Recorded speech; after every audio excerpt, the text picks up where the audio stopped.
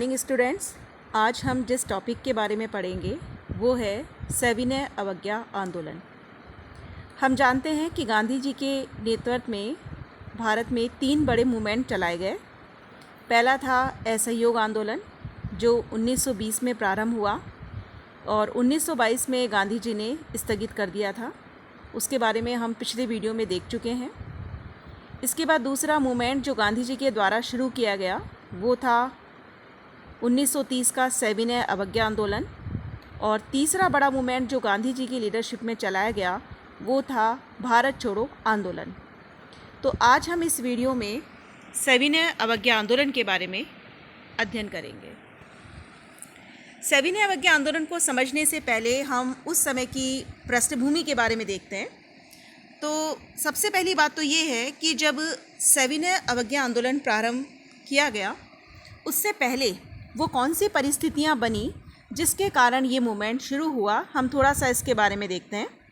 देखिए, पिछले वीडियो में हमने ये बात की थी कि 1922 में गांधी जी द्वारा असहयोग आंदोलन स्थगित कर दिया गया, और जब गांधी जी ने असहयोग आंदोलन स्थगित कर दिया तो कांग्रेस के कुछ नेता मोतीलाल नेहरू, चित्तरंजन दास, इन्होंने कांग्रेस से अलग होकर 1923 में स्वराज्य पार्टी की स्थापना की।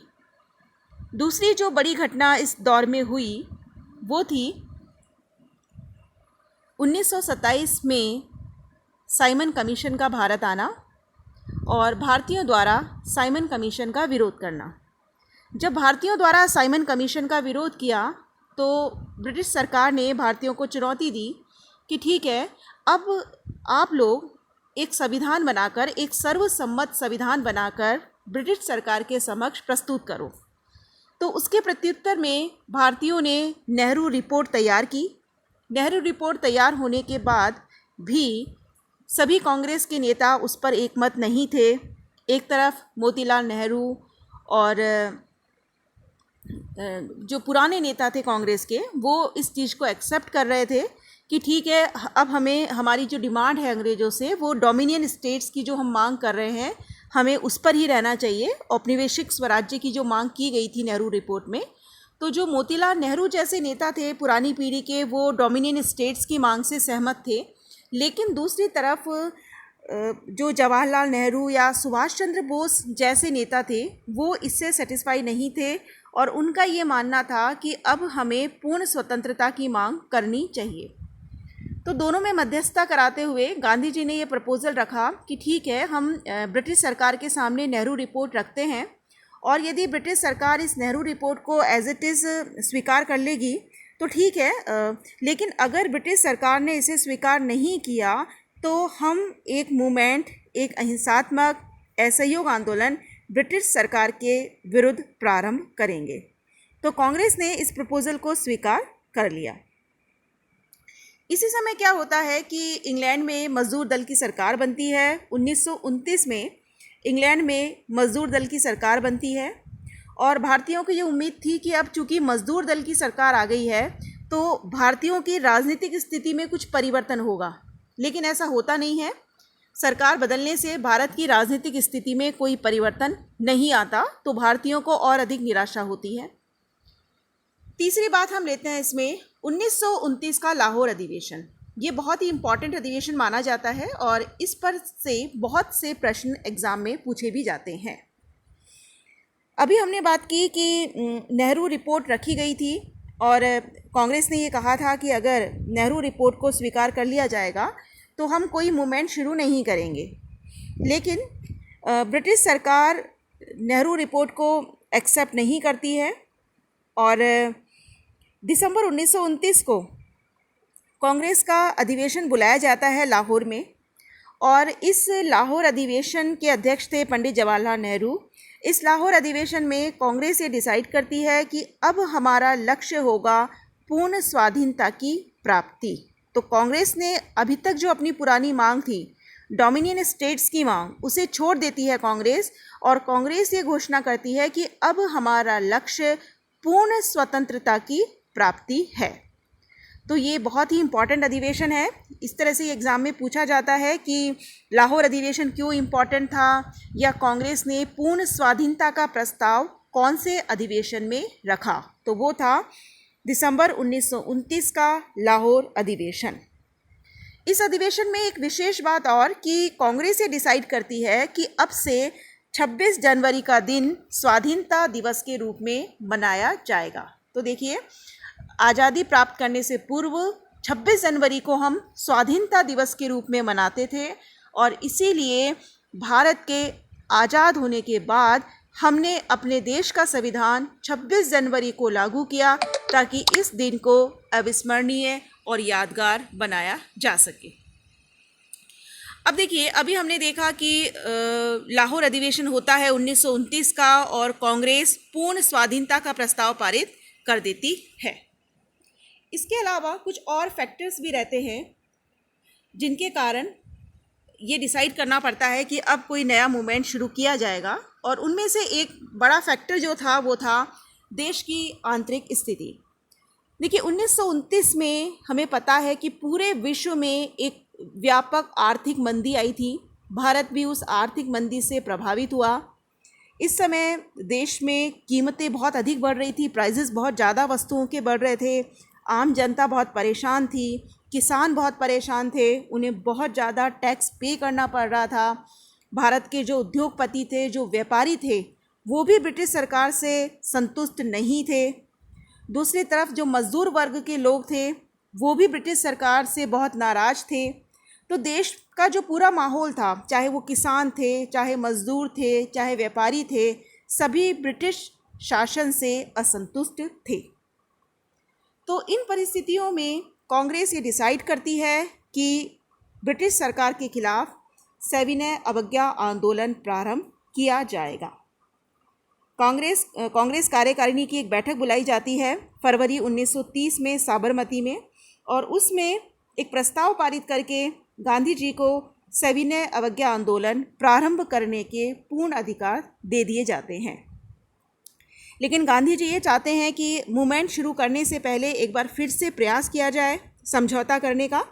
तो गांधी जी उस समय जो वायसराय था लॉर्ड इरविन, उस लॉर्ड इरविन को एक आर्टिकल लिखकर, उनका जो न्यूज़पेपर था यंग इंडिया, उसमें वो एक आर्टिकल लिखते हैं और उस आर्टिकल के माध्यम से वो अपनी 11 शर्तें लॉर्ड इरविन के सामने रखते हैं और कहते हैं वायसराय को कि ये हमारी 11 मांगे हैं, अगर ये 11 मांगे मान ली जाती है तो हम मूवमेंट शुरू नहीं करेंगे, लेकिन यदि हमारी ये मांगे नहीं मानी जाती है तो हम ब्रिटिश सरकार के खिलाफ सविनय अवज्ञा आंदोलन शुरू करेंगे।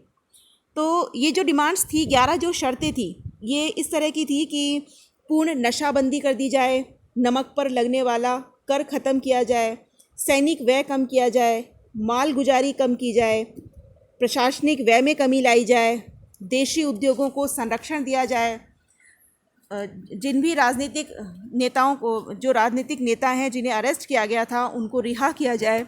तो इस तरह की जो डिमांड्स हैं, इस तरह की 11 मांगे गांधी जी वायसराय के सामने रखते हैं। लेकिन वायसराय ने इन मांगों पर कोई उचित जवाब नहीं दिया, कोई रिप्लाई गांधी जी को प्राप्त नहीं होता है। तो अब गांधी जी ये डिसाइड करते हैं कि वो ब्रिटिश सरकार के खिलाफ मूवमेंट प्रारंभ करेंगे। इसके बाद शुरू होता है सविनय अवज्ञा आंदोलन, और सविनय अवज्ञा आंदोलन का प्रारंभ गांधी जी करते हैं दांडी यात्रा से।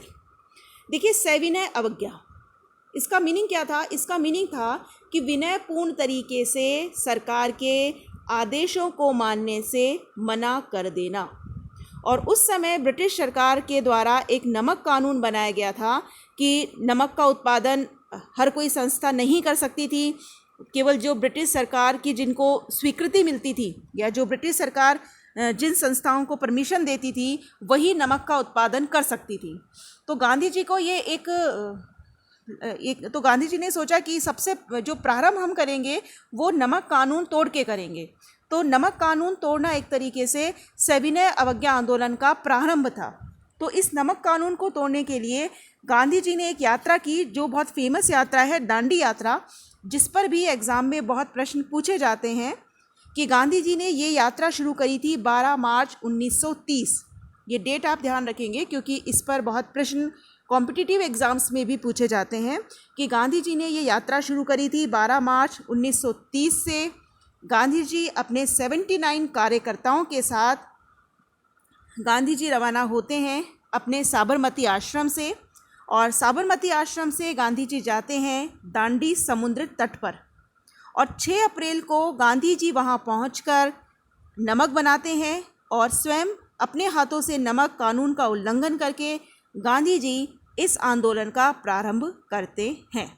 तो सविनय अवज्ञा आंदोलन का प्रारंभ हुआ दांडी यात्रा से। दांडी यात्रा शुरू हुई थी 12 मार्च 1930 और ख़त्म हुई 6 अप्रैल 1930। तो ये बहुत ही फेमस यात्रा है जो कि गांधी जी ने साबरमती आश्रम से दांडी समुद्र तट की थी।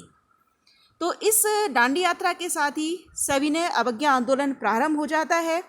सविनय अवज्ञा आंदोलन का जो कार्यक्रम था, इसमें नमक कानून को तोड़ना तो था ही, इसके अलावा विदेशी वस्त्रों को जलाना, सरकारी शिक्षण संस्थानों को छोड़ देना, सरकारी नौकरियों से त्यागपत्र दे देना, ये सारे प्रोग्राम्स भी इसमें रखे गए। तो आंदोलन बहुत ही ज़ोर शोर से चलाया गया, सभी वर्गों ने इसमें पार्टिसिपेट किया।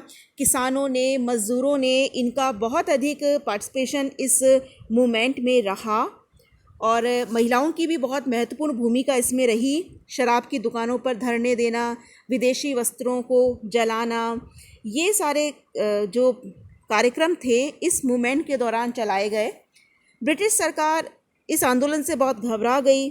उन्होंने इस आंदोलन को दबाने के लिए बहुत ही अमानवीय और पाशविक तरीके भी अपनाए, जिनके जो उदाहरण हैं हमें कुछ मिलते हैं। जैसे घरासाना जो कांड हुआ कि घरासाना में जिस तरह से ब्रिटिश सरकार ने स्वयंसेवकों के ऊपर लाठियों से प्रहार किया, और उसके बारे में जो वर्णन हमें मिलता है, तो बहुत ही अमानवीय तरीक़ों से ब्रिटिश सरकार ने इस मूवमेंट को दबाने का प्रयास किया। आंदोलन बहुत ही तेज़ गति से चल रहा था। इसी समय प्रथम गोलमेज सम्मेलन बुलाया जाता है नवंबर 1930 में।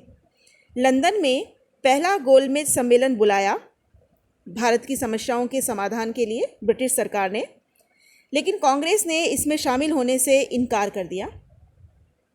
तो अब ब्रिटिश सरकार को ये लग गया था कि जब तक कांग्रेस को रेडी नहीं किया जाएगा तब तक भारत की समस्या का कोई हल नहीं हो सकता। अतः बाद में जयकर और सप्रू के हस्तक्षेप से गांधी इरविन समझौता होता है 5 मार्च 1931 को। तो ये चीज़ आपको ध्यान रखनी है कि प्रथम गोलमेज सम्मेलन में कांग्रेस ने भाग लेने से इनकार कर दिया था।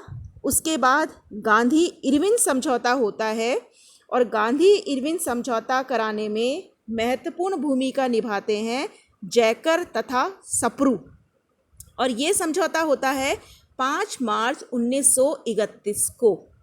तो ये गांधी इरविन समझौता हुआ, जिसमें कांग्रेस ये कहती है कि हम आंदोलन बंद कर देंगे और दूसरे गोलमेज सम्मेलन में भाग लेंगे, और दूसरी तरफ ब्रिटिश सरकार ये कहती है कि हम आंदोलन में अरेस्ट किए गए व्यक्तियों को रिहा कर देंगे।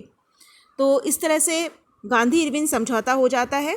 उसके बाद दूसरा गोलमेज सम्मेलन बुलाया जाता है सितंबर 1931 को। इस सम्मेलन में गांधी जी जाते हैं ब्रिटिश सरकार के प्रतिनिधि के रूप में, लेकिन ये सम्मेलन भी असफल रहता है, क्योंकि अंबेडकर और गांधी जी के बीच में दलित वर्गों के प्रतिनिधित्व को लेकर कोई सहमति नहीं बन पाती। तो ये सम्मेलन असफल रहता है। इसके बाद गांधी जी पुनः भारत लौट आते हैं, और भारत लौट के वो पुनः सविनय अवज्ञा आंदोलन शुरू कर देते हैं। लेकिन धीरे धीरे इस आंदोलन की शक्ति कम होती जाती है, और उसके बाद गांधी जी शुरू करते हैं व्यक्तिगत सविनय अवज्ञा आंदोलन। इसी समय 1932 में तीसरा गोलमेज सम्मेलन बुलाया जाता है नवंबर 1932 में, लेकिन इस सम्मेलन में कांग्रेस ने भाग नहीं लिया। तो इस आंदोलन की इस सम्मेलन की कोई ऐसी इम्पोर्टेंस नहीं है। तो ये हमने देखा सविनय अवज्ञा आंदोलन के बारे में। इस आंदोलन की इम्पोर्टेंस क्या रही, अब हमें ये देखनी है, ये बात हमें देखनी है।